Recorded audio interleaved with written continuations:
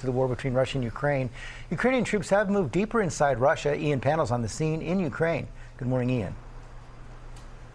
Yeah, good morning, George. I think it's now clear that Ukraine has shaken up the dynamics of this conflict. And what's also clear is that over 2 weeks later, not only are they still inside Russia, but Vladimir Putin doesn't seem to have a response to this Ukrainian incursion. This morning, astonishing new images of the moment Ukrainian forces broke into Russia, launching one of the biggest surprise battles of this war. You can see shell-shocked Russian forces surrendering amid the remains of their border-crossing stronghold. We travel to the border crossing. The men and machines of war drive through a landscape scarred by this conflict. We're right on the border between Ukraine and Russia. You can see Ukrainian vehicles piling through the border crossing. Russia is literally just about 100 yards or so on the other side.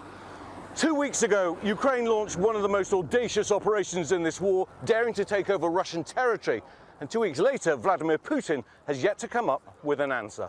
Ukraine says it's captured hundreds of enemy fighters. So we've just come into a prison at a secret location. We can't tell you exactly where it is. It's in the Sumy region, which is very close to the border with Russia, where this operation began. And housed in all of these cells are Russian soldiers taken captive during this operation.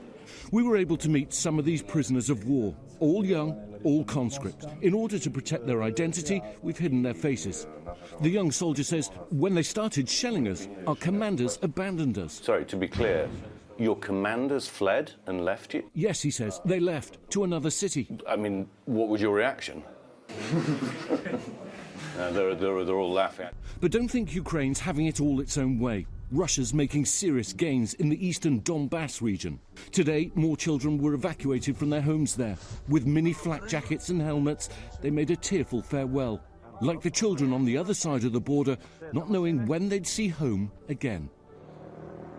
Well, heartbreaking images there for those children. Just one other quick bit of information to give you. President Zelensky now admitting that he didn't tell the United States and other allies about this operation before it began for fear that they would be told in return that it was too risky.